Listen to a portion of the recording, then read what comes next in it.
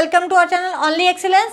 सो again हम start कर रहे हैं सेकंड पार्ट अपने वीडियो का। सेकंड पार्ट अपने 2016 का जो हमने क्वेश्चन पेपर स्टार्ट किया था उसका सेकंड पार्ट क्वांट का ले रहे हैं आज।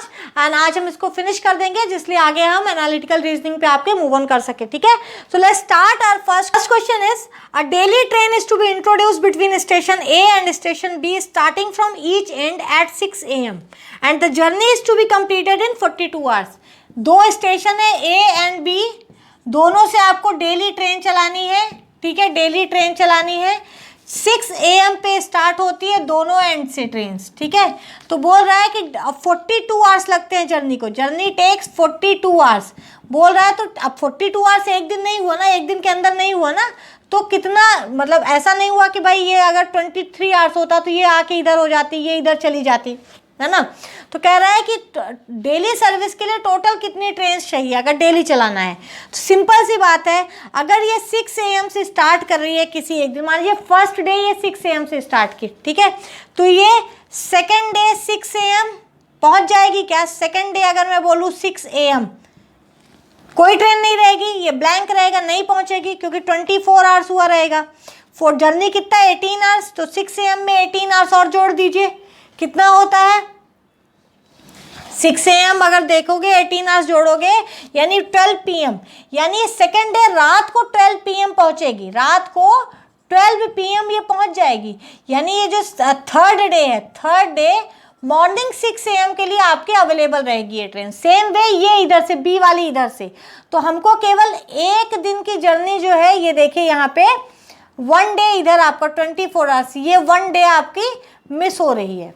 ठीक है, यानी एक ट्रेन यहाँ से चलेगी, एक ट्रेन ये यहाँ पहुंचेगी। वन डे मिसिंग के लिए भी आपको एक ट्रेन चाहिए, लेकिन दो स्टेशन है तो दो ट्रेन चाहिए, तो दो ट्रेन चाहिए आपको इसको कवर करने के लिए, और दो ट्रेन आपको चाहिए एंड पे चलाने के लिए, यानी 2+2, यानी अगर 4 ट्रेन हो जाए तो डेली सर्विस मेंटेन हो जाएगी। ठीक है, so answer is C4। Next question is, second question is, a piece of tin is in the form of rectangle having length of 12 centimeter and width of 8 centimeter. It is there 8 centimeter. क्या कह रहा है कि एक tin का rectangle tin है, ठीक है, 12 सेंटीमीटर और 8 सेंटीमीटर लेंथ ऑफ विड्थ का है। ये बोल रहा है इसको this is use to construct the closed cube, इसको क्यूब बनाना है, क्यूब। ठीक है, तो कह रहा है the side of the cube निकालिए। साइड कितनी होगी क्यूब की? अब आप लोग थोड़ा सा सोचेंगे कि ये तो 2D है, क्यूब तो 3D होगा। ठीक है, क्यूब में आपके सरफेस एरिया होता है। ठीक है, टिन जितना टिन है, अगर मुझे एक क्लोज्ड क्यूब बनाना है तो उसके सारे फेसेस के बराबर तो टिन चाहिए ना। फेसेस तो सब क्यूब के रेक्टेंगुलर ही होते हैं ना, फेसेस तो रेक्टेंगुलर ही होंगे। ये जो आपका होता है, अगर ये क्यूब ले लूँ मैं, तो ये जो फेस है ये भी टिन ही होगा ना, ये जो फेस है ये भी टिन ही होगा। तो सारे एरियाज तो आपके पास होने चाहिए। तो अगर ये टिन है तो इसका एरिया कितना हो गया 20 × 8। अगर इससे क्यूब बनाना है तो क्यूब का टोटल एरिया कितना हो गया? पहले तो 6 फेसेस होते हैं और हर फेस का एरिया कितना होता है A², क्योंकि क्यूब की साइड्स बराबर होती हैं इसलिए A × A = A² हो गया। कर दीजिए, 2 8 16, यानी A² = 16, तो A = आ गया आपका 4 सेंटीमीटर। यानी क्यूब की जो साइड होगी, एक साइड होगी वो 4 सेंटीमीटर होगी। ठीक है, चलिए will move to the next question. Answer is, correct answer is 4 centimetre and the option is I think C4 is the correct answer here too. चलिए अगला देखते हैं। An agricultural field is in the form of a rectangle having length x1 metres and width x2 metres. क्या कह रहा है? Agricultural field है, ठीक है, x1 metre x2 metre. If x1 + x2 = 40, if x1 + x2 = 40, तो कह रहा है then the area of agricultural field will not exceed which one of the following. इसको आप मैक्सिमम मिनिमा से भी कर सकते हैं, लेकिन उसमें आपको डिफरेंशिएशन पढ़ना पड़ेगा बहुत कुछ, तो उस फंडे में मत जाइए। ठीक है, आपको मैं बताती हूँ। अगर आपको प्लस में कोई चीज़ दी है, मान लीजिए दो चीज़ों का सम है 40 है, मान लीजिए 40 को ऐसे दो पार्ट्स में डिवाइड करना है। मैक्सिमम का मतलब क्या है? मतलब सबसे ज़्यादा। मैक्सिमम एरिया का मतलब हो गया x1 × x2। x1 into x2 ही तो इसका एरिया होगा ना, ठीक है। यानी ऐसे, और दोनों का प्लस दे रहा है 40, यानी इस 40 को ऐसे दो पार्ट्स में डिवाइड करना है जिनका मल्टीप्लिकेशन मैक्सिमम हो, मल्टीप्लिकेशन क्या हो, मैक्सिमम हो। तो सबसे अच्छी चीज़ होती है, सबसे एक फंडा जाने रही, मोस्ट ऑफ द केसेस क्या, आई थिंक ऑलमोस्ट सारे ही केसेस में ये होता है कि अगर मैं इसका हाफ कर दूँ, यानी इसको 2 से डिवाइड कर दूँ तो कितना आएगा, 20 आ जाएगा। तो उस 20 का स्क्वायर आपको मैक्सिमम देगा, यानी 20 इंटू 20 आपको मैक्सिमम मिलेगा मल्टीप्लिकेशन। अगर मैं मान लीजिए 10 लूँ, 10 को ऐसे दो पार्ट्स में डिवाइड करना है जिनका मल्टीप्लिकेशन जो है मैक्सिमम नंबर दे। तो अगर मैं 5 ले लूँ तो अगला 4 हो जाएगा, तो देखिए 20 आएगा, ठीक है। सॉरी 5 ले लूँ तो अगला 5 होगा, तो 25 आ रहा है। हाफ को हाफ कर दीजिए, उसका स्क्वायर वही होता है, स्क्वायर यानी मल्टीप्लिकेशन ही हो गया ना, हाफ कर दीजिए। हाफ से बड़ा नंबर कोई नहीं मिलेगा दोनों साइड, अनटिल अनलेस ये कंडीशन ना दी हो कि दोनों अलग अलग हो। इससे एक कम लीजिए, यानी 4 लीजिए, तो बचा क्या, 6, 24 मिला, देखिए कम मिला। अब इससे एक ज़्यादा भी देख लीजिए, यानी 6 ले लीजिए, तो बचेगा क्या, 4, ये भी उतना ही मिलेगा। देखिए आपको यही मैक्सिमम मिल रहा है, तो यही आपका फंडा यहाँ काम आएगा। यानी 20 आप ले लीजिए तो अगली क्या बचेगी, वो भी 20 बचेगी, यानी 400 स्क्वायर मीटर से ज़्यादा नहीं आएगा। इसमें 4 पन्ने का आंसर आपको मिलेगा, बट डोंट गो देयर, आप बस इससे ऐसे सॉल्व कर सकते हैं, ठीक है। तो 400 स्क्वायर मीटर आपको मैक्सिमम एरिया मिलेगा अगर ऐसे दो दिया, ऐसी कंडीशन दी हो कि दोनों साइड्स का जो सम है वो 40 मीटर्स हो, ठीक है। तो 400 स्क्वायर मीटर आपको मैक्सिमम एरिया मिलेगा। अगला क्या है, the sum of the ages of 5 members comprising a family 3 years ago was 80 years। 5 members हैं, 3 साल पहले एगो सम 80 years था, ठीक है। 5 मेंबर्स, 3 साल पहले सम 80 years था, ठीक है, 3 साल पहले। आगे देखिए क्या कह रहा है, the average age of the family today is the same age it was 3 years एगो। ये तो पॉसिबल नहीं है भाई, एवरेज 3 साल बाद भी सेम ही रहे एज 3 years एगो। लेकिन क्या बोल रहा है, क्योंकि 3 तो बढ़ना चाहिए ना, 3 साल बढ़े ना तो एवरेज एज तो 3 बढ़ ही जाएगी ना। सबका एक एक भी अगर साल बढ़ा, 3 साल बढ़े सबके, तो 15 साल, और 5 सदस्य हैं तो 5 साल बढ़ने चाहिए ना कम से कम, 3 साल। Because of an addition of a baby, ये कंडीशन है यहाँ पे, because of a addition of a baby during the intervening period. मतलब 3 साल बाद देखिए, तो 3 साल पहले कितनी थी, 80 years थी, तो 3 साल बाद एज कितनी हो जाएगी, 80 प्लस ये 3 साल इन पाँचों की बढ़ेगी, 3 5 15 हो जाएगी। 3 साल बाद आपकी एज ये होनी चाहिए, ठीक है। लेकिन क्या कह रहा है कि 3 साल बाद 6 लोग हो गए हैं, 6 लोग हो गए, 5 लोग नहीं है, 6 लोग हैं। तो 6 लोगों की एवरेज एज भी उतनी ही है जितनी इनकी थी। तो इनकी एवरेज एज कितनी थी, 5 लोग थे, 80 साल टोटल उम्र थी, तो एवरेज कितनी हो गई थी उस समय एवरेज आपका 80/5 कर दीजिए, तो पर मेंबर एवरेज एज कितनी थी, 16 years थी, एवरेज एज 16 years थी, ठीक है। 3 साल बाद ये कह रहा है कि एक मेंबर आ जाने से, मान लो उसकी एज x है, ठीक है, मान लो हमने बेबी की एज जो है x मान ली है, तो टोटल एज आपकी ये हुई 5 मेंबर्स की और x हो गई बेबी की एज, ठीक है। तो ये टोटल एज हो गई, 3 साल बाद आज की एज हो गई, समझ में आया।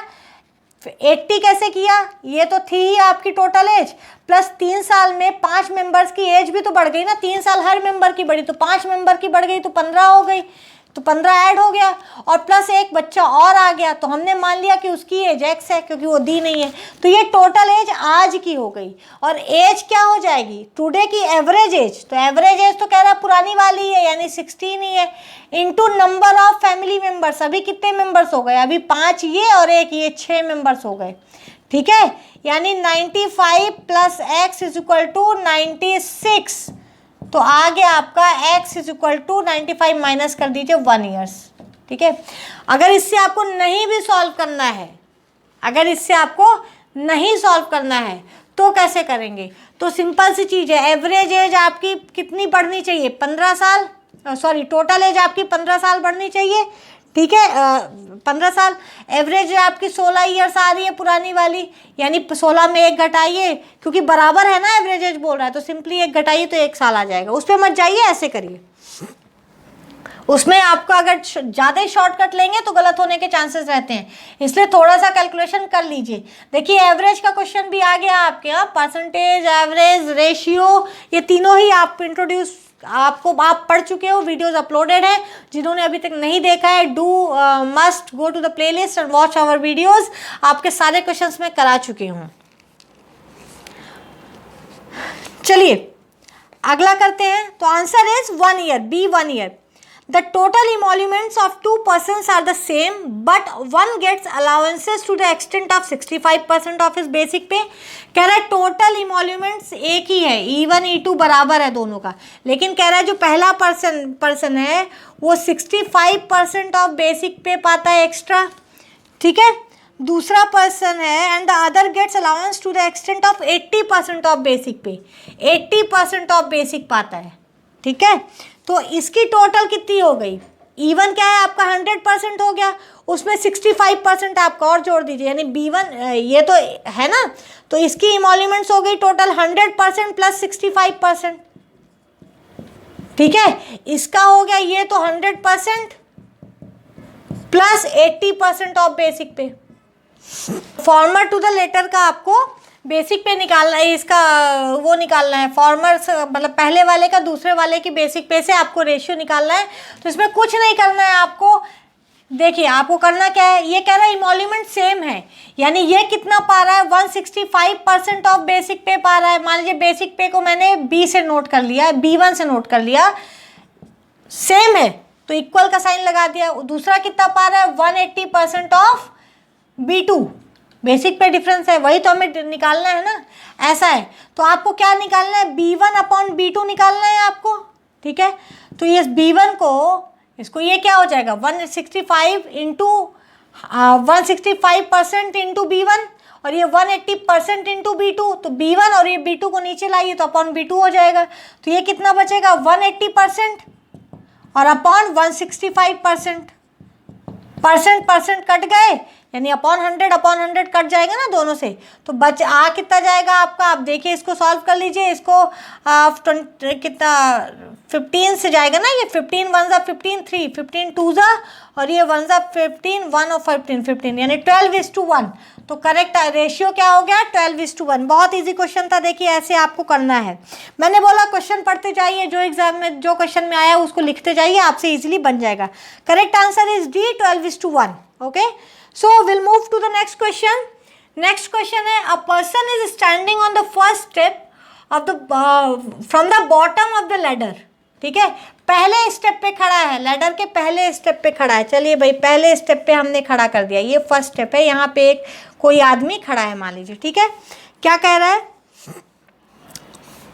if he has to climb 4 more steps to reach exactly the middle step, 4 more steps, second, third, 4th, 5th, ठीक है। यानी ये कौन सी होगी 5th होगी, पहले पे खड़ा है तो 2nd, 3rd, 4th, 5th 4 मोर स्टेप वो चढ़ गया तो ये मिडिल पे पहुंच गया है।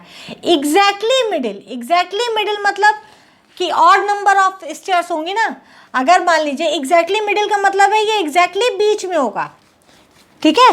तो क्या कह रहा है, how many steps does the ladder have, इसमें टोटल स्टेप्स कितनी है। अब ये मिडिल है, देखिए ये आ गया आपका वही एवरेज वाला ही आ गया लगभग, तो 5वां मिडिल है, तो 5 के नीचे कितने हैं 1 2 3 4, 4 नीचे हैं तो 4 ऊपर भी तो होंगे, है ना। तो ये 5th प्लस 4 नीचे हैं तो प्लस 4 ऊपर भी तो होगा लैडर में, यानी 4 1 5 और 4 कितना हो गया 9, टोटल 9 नंबर्स होंगे स्टेप्स के। Answer is B, 9 is the correct answer. देखिए इतने क्वेश्चंस की मतलब यूपीएससी जैसे एग्जाम में ऐसे क्वेश्चंस अगर आते हैं तो हम रियली शॉक, बहुत इजी हैं, आप तुरंत सवाल कर लोगे, बहुत इजीली कर सकते हैं, बस थोड़ा सा ध्यान रखने की ज़रूरत है, ठीक है। चलिए नेक्स्ट क्वेश्चन देखते हैं। नेक्स्ट है हमारा, A B is a vertical trunk of a huge tree, A B huge tree vertical trunk, ठीक है। बनाते जाइए, क्या कह रहा है, A being the point where the base of the trunk touches the ground, यहाँ पे ग्राउंड को टच करता है, ये ग्राउंड है हमारा, इसको टच करता है ए पे। फिर due to cyclone the trunk has been broken at C which is at height of 12 metre, 12 metre height पे, यहाँ कहीं पे, यहाँ पे सी पॉइंट से ये जो हिस्सा है, ये जो हिस्सा है ये नीचे गिर गया है, ठीक है। ये यहाँ से तो ट्रंक तो सीधी रहेगी ना, ये ऐसे गिरेगा कहीं, ठीक है। मान लीजिए ए बी, यानी ये बी था तो अब ये बी यहाँ पे आ जाएगा, ठीक है। ये 12 मीटर हाइट पे गिरा है, यानी ये दे रहा है कि 12 मीटर है, ठीक है। Broken part is partially attach to the vertical position of the trunk at C, ये पार्शियली अटैच्ड है, ठीक है। क्या बोल रहा है, if the end of the broken part B touches the ground at D which is at a distance of 5 metre, यानी B जो है डी पे टच कर रहा है, ठीक है। 5 मीटर फ्रॉम ए, 5 मीटर, इसको 5 मीटर, बहुत ईजी है। क्या बोल रहा है, जब भी ऐसा है तो समझ जाइए Pythagoras theorem. Then the original height of the trunk is, इस पूरे की ओरिजिनल हाइट आपको बतानी है, तो यही हिस्सा यहाँ गिरा है ना, तो अगर ये हाइट मिल जाए यानी हमें ये हाइट मिल जाएगी, तो इस हाइट को, इसको हम अगर 12 में ऐड कर दे तो टोटल हाइट मिल जाएगी। तो पाइथागोरस थ्योरम लगा दीजिए, इसको x मान लीजिए, तो x square is equal to 12 का स्क्वायर प्लस 5 का स्क्वायर। देखिए x इज इक्वल टू 12 में डायरेक्ट कर रही हूँ, 144 प्लस 25 यानी 169, और 169 का स्क्वायर रूट निकाल लूंगी मैं, 13 आ जाएगा। यानी x 13 आया, ये 13 आया है, यानी ये चीज़ हमारी 13 आ गई। तो टोटल कितनी हो गई, 13 प्लस 12 यानी 25। आंसर इज 25 मीटर, ठीक है आपके। अब हाँ, B 25 metre is the correct answer. देखिए कितने अच्छे से, कितनी जल्दी हम क्वेश्चन सॉल्व करने लगे हैं। आप सबको भी समझ में आ रहा होगा। पाइथागोरस थ्योरम, हाइपोटेनस का square is equal to base का स्क्वायर प्लस परपेंडिकुलर का स्क्वायर। ध्यान रखिए, किसी भी राइट एंगल ट्रायंगल में हाइपोटेनस यानी ये जो पॉइंट होता है, ये इसका स्क्वायर जो होता है, ये जो होता है वो आपका y1 स्क्वायर और y2 स्क्वायर के सम के बराबर होता है, यानी x square is equal to y1 square plus y2 square. ये अगर राइट एंगल हो, आप ट्रंक खड़ा है तो राइट एंगल पे ही होगा ना, ऐसे ही मानते हैं। तो कभी भी ऐसा क्वेश्चन आए तो यही ध्यान रखिए, इन चीज़ों को ध्यान में रखिएगा। ये पाइथागोरस थ्योरम होती है। वीडियो को पॉज करके आप लोग लिख सकते हैं और इस पे आपके बहुत इजीली आप क्वेश्चन सॉल्व कर सकते हैं, ठीक है। X square is equal to y1 square plus y2 square. चलिए, will move to the next question. Ram and Shyam work on a job together for 4 days and complete 60% of it. Ram Shyam 4 days complete 60% of the job together, हाँ, plus 60% of job, ठीक है। तो सबसे पहले तो balance कितना बचा, मेरी आदत थोड़ी सी खराब भी कह सकते हो, मैं साथ ही क्वेश्चन सॉल्व करती जाती हूँ, आप भी करिए, बहुत अच्छा रहेगा।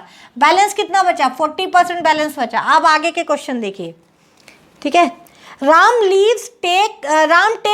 takes leave and Shyam works for 8 more days to complete the job। Ram छुट्टी पे चला जाता है। अब ये बैलेंस 40% श्याम को करना है। ये क्या करता है, ये 8 दिन लगाता है, यानी श्याम जो है 8 दिन लेता है 40% काम को करने में। यानी एक दिन में श्याम कितना काम करता है, 5%। 1 डे में कितना करेगा, 8 दिन में 40% करता है, तो 8 से डिवाइड कर दीजिए, यानी 5% करेगा पर डे। कौन, श्याम, ठीक है, क्योंकि राम लीव ले रहा है, राम छुट्टी पे जा रहा है। लकी है छुट्टी मिल रही है यार, इधर ऑफिस से छुट्टियां भी नहीं मिलती हैं। चलिए नेक्स्ट क्या कह रहा है, how long would Ram take to complete the entire job alone. अब आप सोचेंगे यार यहाँ पे श्याम निकाला, अभी राम पूछ रहा है, तो ये निकालना जरूरी है। 5% पर डे काम करता है। अब इसमें राम का पूछा, राम का और कहीं नहीं दिया, तो आप इसी से निकालोगे। 5% एक दिन लेता है, 4 दिन साथ में काम किए थे ना, तो 4 दिन में श्याम ने कितना किया था, 4 × 5% यानी 20%, यानी 20% इसमें से काम जो था वो श्याम का था। तो राम का कितना बचा, राम का 40% हुआ, यानी इस 4 दिनों में राम ने 40% काम किया था, श्याम ने 20% काम किया था। तो राम 4 दिन में करता है 40%, 4 days 40%, तो एक दिन में 40/4 यानी 10% काम करता है। तो 100%, एक काम मतलब 100%। तो अगर 10% एक दिन में करता है तो 100% कितने दिन में करेगा? 100/10 यानी 10 डेज। 10 डेज 10% काम को करता है एक दिन में, तो 1% काम को करेगा 1/10, 1/10 डेज में। तो 100% काम को करेगा 1/10 इंटू 100, यानी सीधा 100/10 मैंने किया, वही करिए, ठीक है।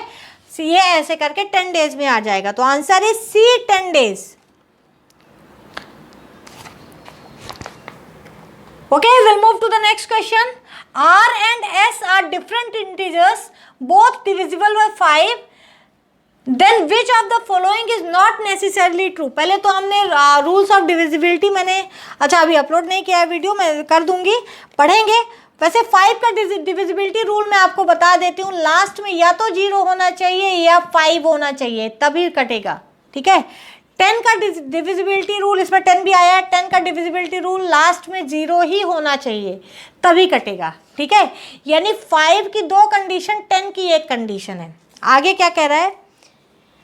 R and S are different integers, both divisible by 5. R और S दे रहा है जो दोनों 5 से डिविजिबल है, यानी या तो यूनिट प्लेस पे 0 होगा या यूनिट प्लेस पे 5 होगा, ठीक है। Then which of the following is not necessarily true? R minus S is divisible by 5. R minus S आप कुछ भी कर दीजिए, 5 से तो डिविजिबल ही होगा, क्योंकि ऐसी कोई भी दो नंबर्स जिनके एंड में 0 आए या 5 आए, अगर आपस में माइनस करोगे, 5 और 10 मान के चल लीजिए, तो अगर 10 में 5 माइनस करोगे तो 5 आता है, डिविजिबल बाई 5 है। अगला देखिए, R प्लस S, ठीक है, यानी अगर यूनिट प्लेस पे 0 हो या 5 हो, एक दूसरे में से किसी को किसी में भी घटाओगे तो यूनिट प्लेस पे 0 या 5 ही बचेगा, तो ये आपकी डिविजिबल होगी 5 से। अगला क्या कह रहा है? R plus S is divisible by 10। अब यूनिट प्लेस पे या तो 0 या 5, और दोनों में से जोड़ोगे तो यूनिट प्लेस जुड़ के या तो 0 बनेगा या 5 बनेगा। एक में 0 हुआ, दूसरे में 5 हुआ, तो भी यूनिट पे 5 बनना है। एक में 5 हुआ, दूसरे पे भी 5 है, तो भी 0 बनना है। एक में दूसरे में 0, पहले में 5, तो भी 5 प्लस 0 5 ही बनना है। यानी अगर यूनिट प्लेस पे 0 और 5 है तो उनका सम भी तो 0 या 5 ही बनाएगा यूनिट प्लेस पे, तो ये भी 5 से डिविजिबल होगा। Divisible by 10, R plus S is divisible by 10। हाँ, यहाँ देखिए, R plus S divisible by 10 दे रहा है, 5 नहीं, 5 से डिविजिबल होगा। लेकिन अगर मान लीजिए 0 और 5 मिल गए यूनिट प्लेस पे और 5 बना दिया, तो ये 5 इज नॉट डिविजिबल बाई 10। यानी ये आपका आंसर, यही आंसर है जो ट्रू नहीं है। R plus S is divisible by 10, ये हमेशा ट्रू नहीं है, क्योंकि 5 और 10 दो ऐसे नंबर्स हैं जो 5 से डिविजिबल हैं, लेकिन जब इनको सम करोगे तो 15 ऐसा नंबर आता है जो 10 से डिविजिबल नहीं होता है। यही मैंने बताया, 10 से डिविजिबल होने के लिए यूनिट प्लेस पे ओनली 0 चाहिए, 5 नहीं। लेकिन इस कंडीशन में आपकी 5 आ सकता है, ठीक है, तो ये सही नहीं है। तो answer is B, R plus S is divisible by 10 is not true, ठीक है। चलिए, will move to the next question.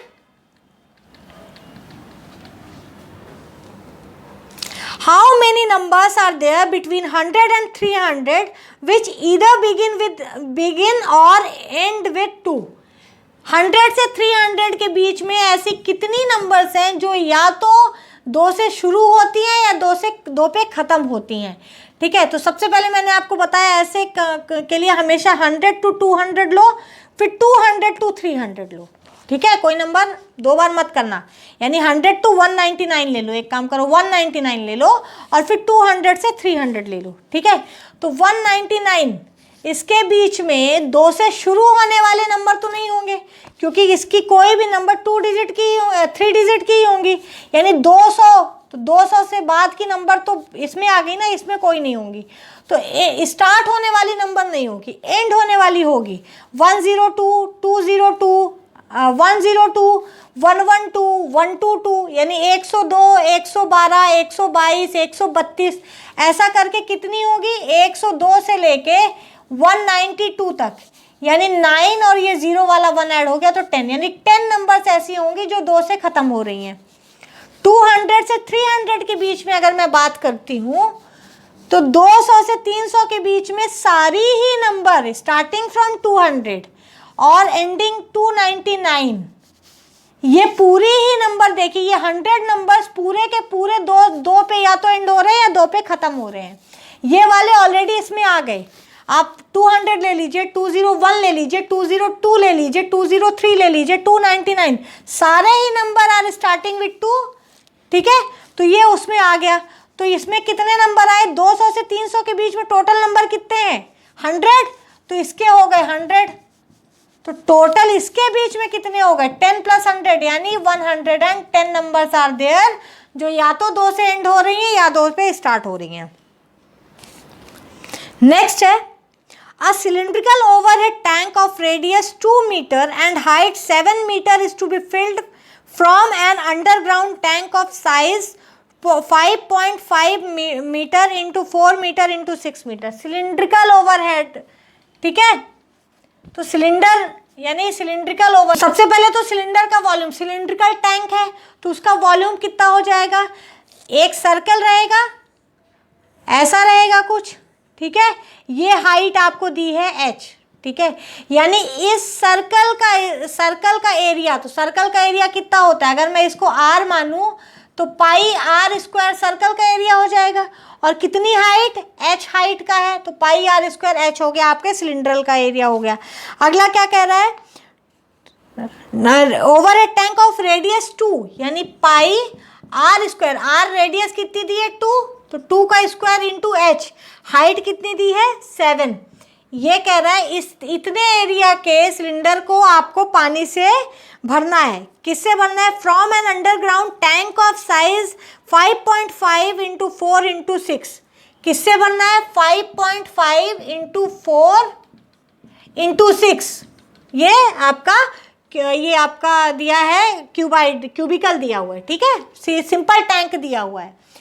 तो इसमें देखिए इतने इस वॉल्यूम के टैंक से आपको इसमें पानी भरना है, तो इसमें पानी कितना आएगा टोटल, 22/7 आपका पाई की वैल्यू, 2 स्क्वायर यानी 4 इंटू 7, 7 करिए 88, यानी 88 क्यूबिक मीटर, तो आपका मीटर में है ना, हाँ, क्यूबिक मीटर आपका इसमें इस सिलेंडर में, सिलिंड्रिकल टैंक जो है उसमें 88 क्यूबिक मीटर आपका पानी आएगा, ठीक है। अब इसमें पानी कितना आएगा, इसमें देख लीजिए 5.5 इंटू 4 कीजिए तो कितना हो जाएगा 22, और इंटू 6 कर दीजिए तो आ जाएगा 132 क्यूबिक मीटर आ रहा है इसमें आपके। क्या कह रहा है, underground tank is still filled with water after filling the overhead tank completely. मतलब कहता है कि कितना हिस्सा इस टैंक में इसके पानी का कितना हिस्सा बचेगा अगर ये इतना भर देता है। तो सबसे पहले तो 88 क्यूबिक मीटर अगर आप इससे निकाल लेते हो तो इसमें पानी कितना बचेगा, आपका पानी बचेगा, इसको कर दीजिए तो 4 करेंगे तो 92 आ जाएगा, एंड आपका इधर हो जाएगा 44 क्यूबिक मीटर आपका बच रहा है। अगर ये पूरा भर जाए, इसमें 132 क्यूबिक मीटर पानी है, इसमें से 88 क्यूबिक मीटर आपका सिलिंड्रिकल टैंक ने ले लिया, तो बचा कितना 44 मीटर। लेकिन आपसे ये नहीं पूछ रहा है कि ये कितना पानी बच रहा है, पूछ रहा है कितना हिस्सा बच रहा है पानी का। तो कितना बच रहा है 44 क्यूबिक मीटर अपॉन टोटल कितना है 132, 3 यानी 1/3 हिस्सा बच रहा है आपका, ठीक है, 1/3। Answer is A 1/3 correct. Will move to the next question. A and B walk around a circular park, ठीक है, A और B एक सर्कुलर पार्क के अराउंड वॉक करते हैं। क्या बोल रहा है, they start at 8 AM from the same point in the opposite direction. A circular park है, इस पॉइंट से स्टार्ट करते हैं, A इधर जाता है, B इधर जाता है, ठीक है। क्या बोल रहा है, अपोजिट डायरेक्शन में स्टार्ट करते हैं। A and B walk at a speed of 2 rounds per hour and 3 rounds per hour respectively। A जो है 2 rounds per hour करता है, B जो है वो 3 rounds per hour करता है, rounds per hour, ठीक है, इधर मैं इधर लिखती हूँ जिससे ना दिख रहा हो तो ध्यान रखिए, राउंड्स पर आवर। क्या बोल रहा है, how many times shall they cross each other after 8 AM and before 9:30 AM। अब इसमें आवर में दिया है चीज़ें, तो आपको सबसे पहले तो आवर में निकाल लेनी है। तो before 8 AM, after 8 AM and before 9:30 AM, तो 1.5 घंटे हैं उनके पास, 1.5 आवर्स हैं, 1.5 आवर्स हैं उनके पास, ठीक है। ये 2 राउंड लेता है, ये 3 राउंड लेता है 1 घंटे में। 1 घंटे में कितना लेता है, ये 2 राउंड लेता है, ये 3 राउंड लेता है। तो 1.5 घंटे में ये कितने राउंड लेगा, 2 × 1.5, ठीक है, यानी 3 राउंड्स लेगा। और ये कितने लेगा, 3 राउंड्स 1 घंटे में लेता है, तो 1.5 घंटे में ये कितने राउंड्स लेगा, ये लेगा 3 × 1.5 यानी 4.5 राउंड्स। तो टोटल राउंड्स कितने हो गए, जितने टोटल राउंड्स उतनी बार वो एक दूसरे को क्रॉस करेंगे, एक दूसरे को। तो टोटल कितने राउंड्स हो गए, 4.5 एंड 3 यानी 7.5, तो यानी 7 बार क्रॉस करेंगे। 0.5 में तो क्रॉस नहीं करेंगे ना, उसमें तो आगे निकल जाएगा, यानी इस 1.5 घंटे में वो 7 बार क्रॉस करेंगे। बस ऐसे करना है, इस क्वेश्चन को, इतना ईजी है। Answer is A 7। Will move to the next question, मैं पढ़ती हूँ, ठीक है। चलिए, W can do 25% of a work in 30 days, X can do 1/4 of the work in 10 days.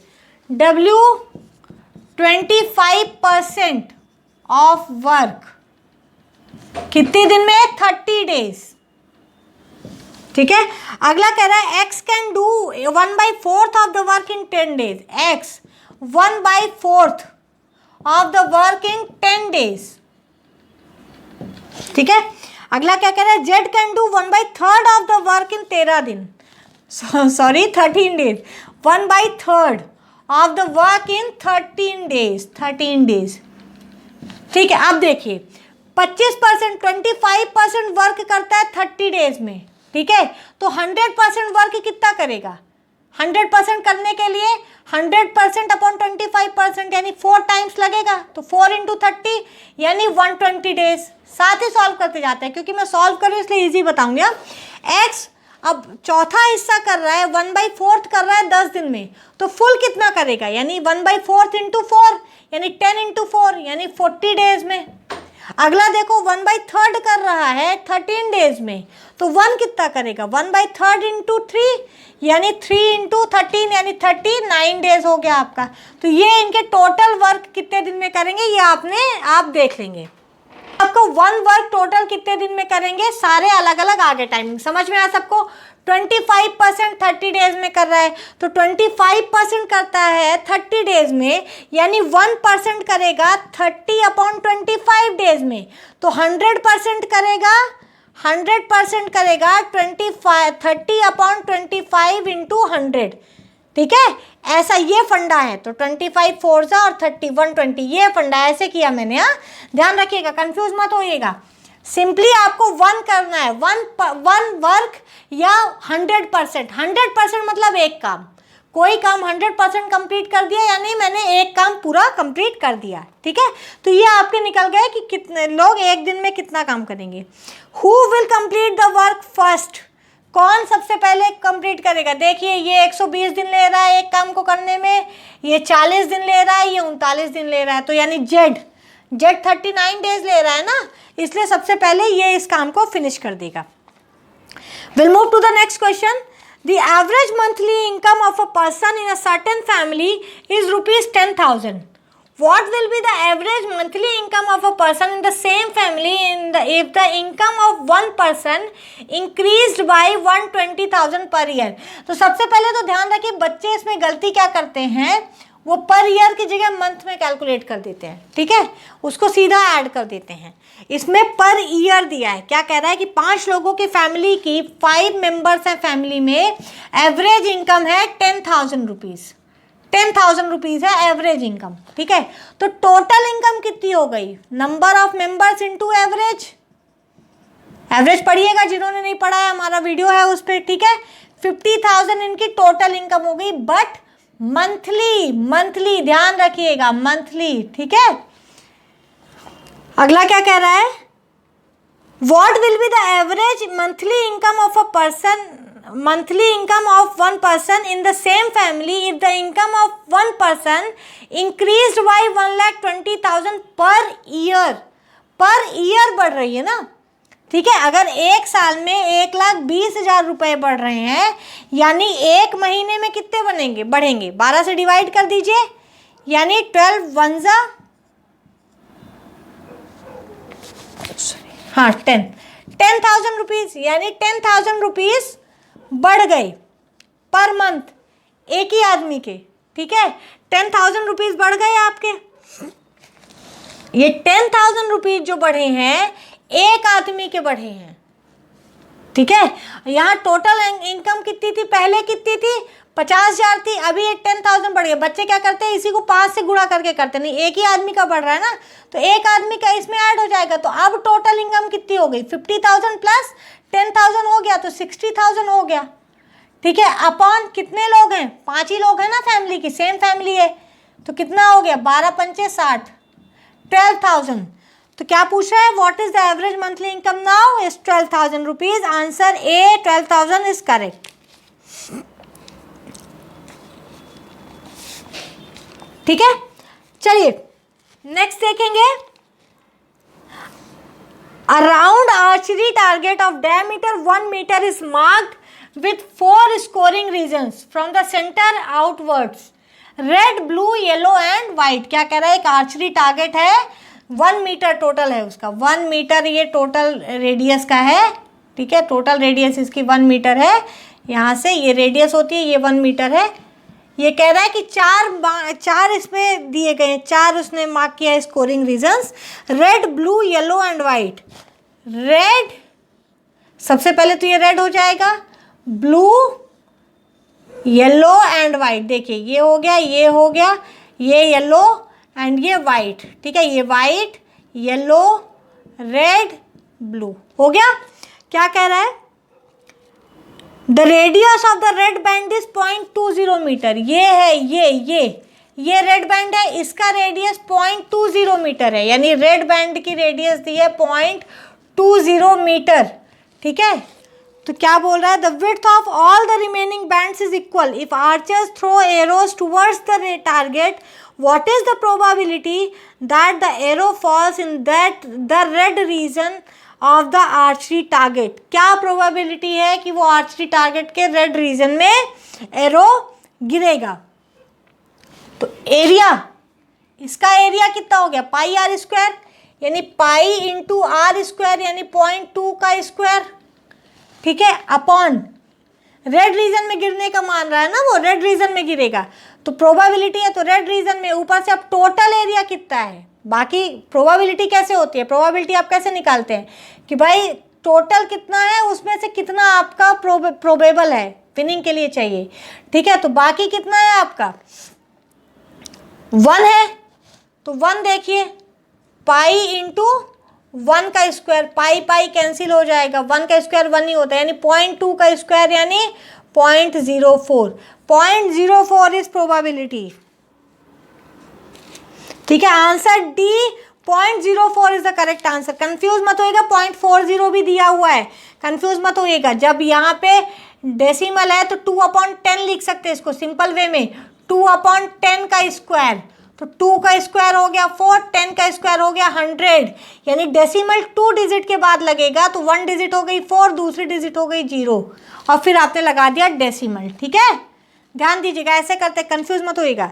चलिए तो आवर नेक्स्ट लास्ट क्वेश्चन है हमारा अभी क्वांट का 2016 का, बाकी हमने सारे क्वेश्चन सॉल्व किए हैं, ग्राफ का कोई क्वेश्चन आया नहीं है इसमें, ठीक है। A person allows a 10% discount for cash payment from the marked price. Marked price से 10% डिस्काउंट, ये भी हमने पढ़ा, डिस्काउंट्स मैं पढ़ा चुकी हूँ, तो जिन्होंने नहीं देखा है वीडियो देख लीजिए, ठीक है। डिस्काउंट हमेशा मार्क्ड प्राइस पे ही कैलकुलेट होता है, ये भी ध्यान रखिएगा।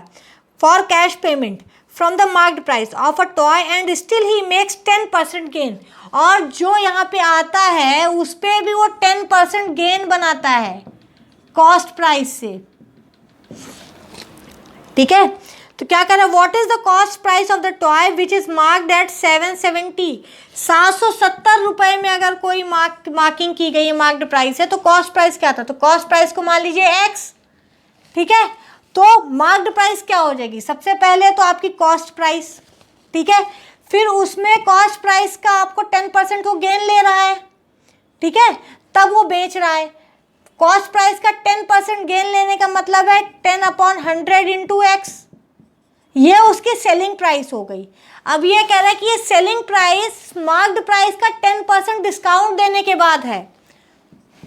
तो मार्क्ड प्राइस कितनी है 770, 10% का डिस्काउंट दिया है इसने, यानी बेचा कितने पे 90% पे, तो सीधे इंटू 90/100 कर दीजिए। आप 10% निकाल के माइनस भी कर सकते हैं, 10% ऑफ 770 निकालिए, यानी 77 रुपीज़ आ जाएगा, उस 777 को माइनस कर दीजिए, 693 आ जाएगा आपका। यहाँ से भी उतना ही आएगा आपका, 693 ही आएगा। ये देखिए 9 7 जा 3, 9 7 जा 63 का 3 एंड 6, 9 7 जा 63 एंड 6, 69, 693 आया। इधर देखिए आपका 10x plus x 11x upon 10 is equal to 693। 11 से इसको डिवाइड करिए, 11 6 जा 66 और 3 बचा 33, 11 3 जा 33, यानी 63 आ गया। तो x इज इक्वल टू हो गया आपका, ये 10 जाके मल्टीप्लाई होगा 630, यानी कॉस्ट प्राइस जो है वो 630 रुपीज़ है। Answer is C, 630 is the correct answer, ठीक है। तो आपका ये 2016 का क्वांटिटेटिव एप्टीट्यूड पूरा हो चुका है, दोनों पार्ट्स आपके अपलोड हो चुके हैं, इस पे हो जाएंगे, आप लोग प्लीज़ देखिए and do not skip the video. Basic समझिए, बहुत बेसिक आता है, ज़्यादा बड़े बड़े हाईफाई क्वेश्चंस मत सॉल्व कीजिए, बस फंडा समझिए क्या होता है। मार्क्ड प्राइस पे ही डिस्काउंट कैलकुलेट होता है, गेन या प्रॉफिट या लॉस हमेशा कॉस्ट प्राइस पे ही कैलकुलेट होता है, ये मैं आपको बता चुकी हूँ। वीडियो जिन्होंने नहीं देखा है प्लेलिस्ट में जाके हमारे वीडियोस को रिफ़र कर सकते हैं, ठीक है। So do not skip. जिन्होंने अभी तक हमारे चैनल को सब्सक्राइब नहीं किया है, हम अगेन टेलिंग यू, प्लीज़ हमारे वीडियो को सब्सक्राइब कीजिए, सब्सक्राइब करना मत भूलिए and don't forget to hit the bell icon to get notifications on our new videos और अपने फ्रेंड्स के साथ शेयर कीजिए ज़्यादा से ज़्यादा। So thanks for watching, thank you guys, thank you.